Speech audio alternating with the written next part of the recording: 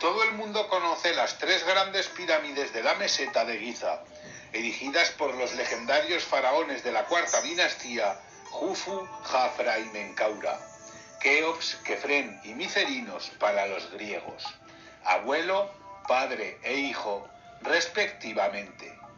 Pero son muchos menos los que saben que entre ellos, tras el reinado de Jufu, más concretamente, el constructor de la Gran Pirámide, gobernó un rey muy enigmático y controvertido, llamado Djedefra, que fue hijo de Jufu y hermano de Jafra, el constructor de la segunda pirámide de Giza.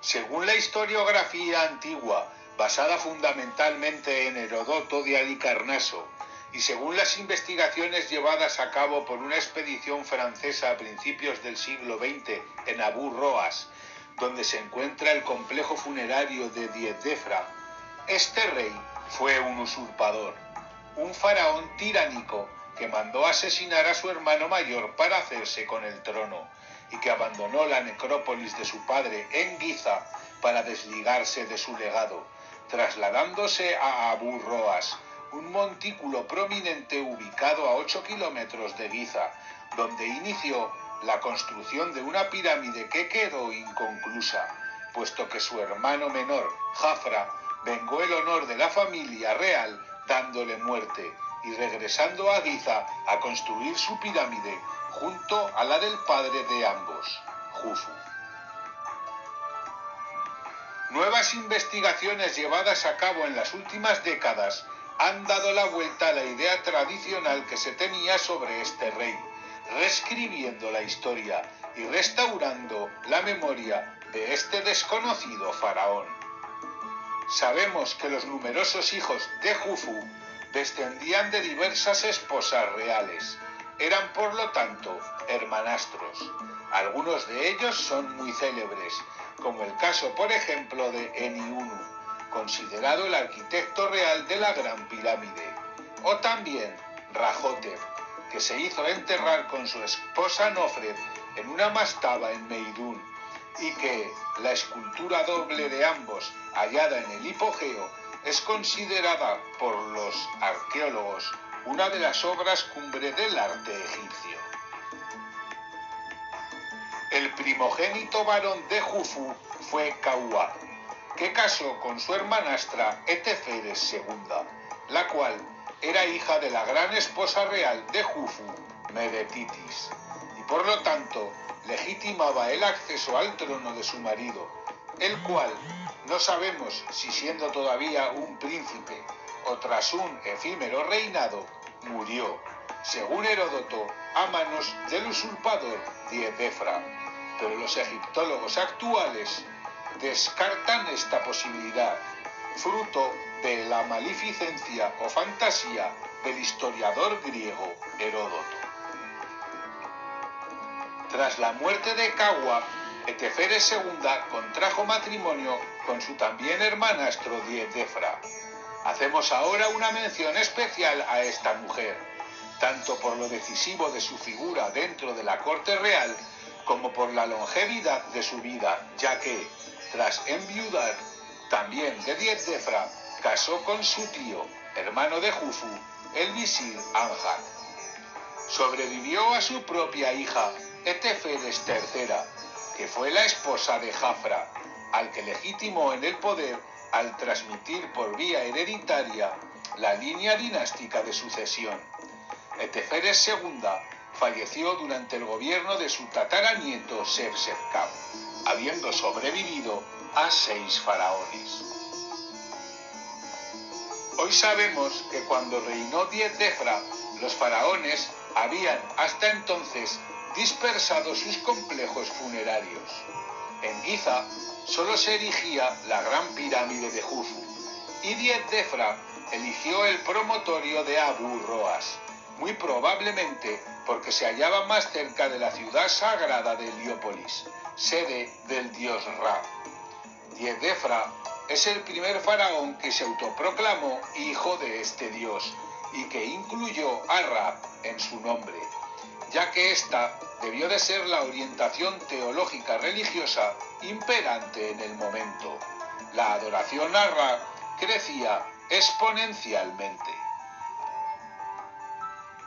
Por otro lado, Abu Roas es un montículo que se halla 120 metros por encima del nivel de Giza, por lo que el sepulcro de Diezdefra estaría mucho más cerca de su adorado disco solar, y este hecho también era muy práctico para este faraón, ya que todo parece indicar que era un hombre de mediana edad cuando asumió el poder, y debía de ser consciente de que no tendría el tiempo necesario para levantar una pirámide tan colosal como la de su padre, Jufu.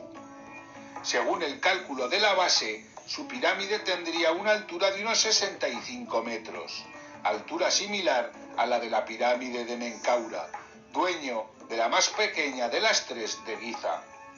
Pero al estar la de Diezdefra erigida en un punto elevado, sería la que a más altura se encontrara. Además, era un montículo montañoso el de Abu Roas, lo que sirvió como esqueleto de su pirámide, el cual podría cubrir, por lo que casi la mitad del trabajo estaba hecho antes de empezar. Empleó técnicas arcaicas en cuanto a la construcción de su pirámide, similares a las usadas por Djoser en la pirámide escalonada de Saqqara. No sabemos si por practicidad o por devoción al pasado. Los bloques de revestimiento los colocó con inclinación, como había hecho Djoser, al contrario que su padre y su abuelo, que los pusieron horizontales, y la estructura interior, donde se hallaba la cámara sepulcral, la excavó en el subsuelo, siendo el núcleo de la pirámide totalmente macizo, al contrario de lo que hicieron Snofru y Jufu, que ubicaron los pasadizos y cámaras dentro de la pirámide. La cámara sepulcral de Jufu, por ejemplo, se halla a casi la mitad de altura del edificio. Con esto, además de acercarse a los ancestros que excavaban en el subsuelo sus tumbas, las cuales cubrían posteriormente con mastabas o pirámides, Diezdefra se ahorraba también un trabajo excelso y el complejo de ingeniería que comportaba incluir estos espacios en el interior de la pirámide. Hasta hace poco se creyó que esta pirámide de Diezdefra había quedado inconclusa. Algunas voces decían incluso que ni siquiera alcanzó un tercio del proyecto original. Pero dos cuestiones de una reciente investigación nos hacen creer lo contrario.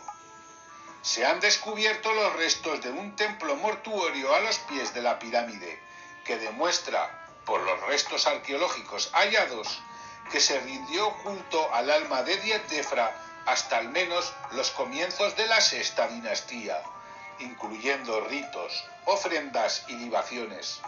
Además, en los túneles excavados en la roca que comprendían los pasillos, pasadizos y cámaras del enterramiento del faraón, existen excavaciones antiguas realizadas por los saqueadores de tumbas, con el objeto de llegar al ajuar funerario del rey y a su cámara funeraria. Por lo tanto, estas pruebas demuestran que Diezdefra fue enterrado en su complejo de Abu Roas. La polémica surge en cuanto a en qué grado de acabado se encontraba la pirámide a la muerte del rey. Algunos creen que la pirámide se terminó por completo. Otros piensan que si no del todo, la estructura sí que estaba muy avanzada a la muerte del faraón.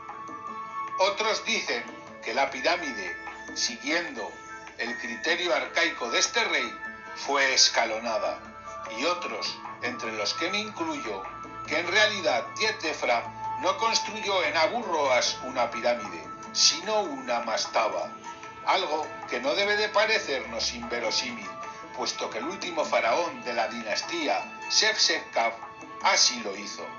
Y lógicamente esto conllevaría muchos menos metros cúbicos de piedra y menos trabajo. Solo podemos especular sobre la llamada Cuarta Pirámide o Pirámide Perdida, puesto que desde época romana el recinto ha sufrido un continuo expolio, utilizándose como cantera para otras edificaciones, lo que nos impide conocer el nivel de acabado que alcanzó a la muerte del faraón. Según el canon de Turín, Djedefra solo gobernó 8 años, pero en uno de los enormes fosos excavados al pie de la pirámide de Jufu, donde se encontraba la célebre barca solar de madera con la que el rey viajaba junto a Ra a través del inframundo hasta alcanzar la otra vida, se descubrieron unos grafitos en ocre rojo con el cartucho de Djedefra, que hablan del año 11 del recuento del ganado. Este se solía hacer cada 2 años, lo que nos indicaría que Djedefra pudo gobernar 11 o incluso 22 años, tiempo más que suficiente para culminar el proyecto, que era mucho menos ambicioso que el de su padre. Este grafito también nos demuestra que Djedefra se encargó del enterramiento de Jufu, lo que indica que no existió la ruptura familiar que menciona Heródoto, y que seguramente Jafra tampoco dio muerte a su hermanastro. Jafra sencillamente decidió regresar a la meseta en que Jufu construyó la gran pirámide, ya fuera por devoción a su padre, porque considerara sagrado el lugar, o porque pese a también llevar el nombre del dios Ra, no tuviera la misma relación que había tenido su hermanastro. También pudo ser que Jafra fuera más joven y pensara que tenía el tiempo suficiente para llevar proyectos más ambiciosos que su hermanastro en la meseta de Giza. Finalmente, en Abu Roas se encontraron muchas esculturas fragmentadas del rey. Una de ellas, que solo muestra la cabeza, por la colocación del menes, sugiere que pudo haber sido originalmente una esfinge. Se halló una de la gran esposa del rey Eteferes II, y esto ha llevado a algunos a especular con que la gran esfinge de Giza fue esculpida por Djedefra, y se basan sobre todo en las características del tocado del rey y en el parecido de la esfinge con las imágenes de este faraón.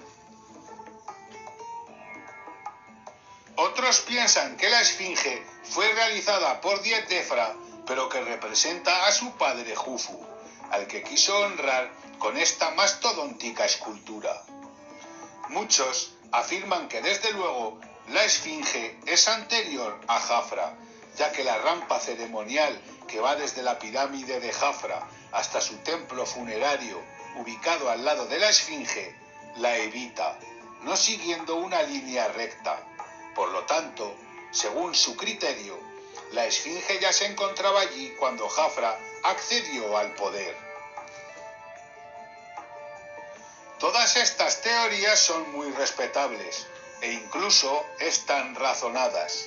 Tratan de desacreditar la idea general de que la esfinge la construyó Jafra, pero obvian lo que ya demostró en su día el arqueólogo norteamericano Lehner, una eminencia en la materia. Científicamente probó que la piedra extraída del lugar en el que se ubica la esfinge es la que se utilizó para levantar el templo mortuorio de este rey. Las pruebas hablan por sí solas y demuestran que la esfinge, represente a quien represente, que sobre esto solo podemos seguir especulando, la hizo Jafra. Pese a que muchos seguirán con su matraca sensacionalista, este es un asunto cerrado.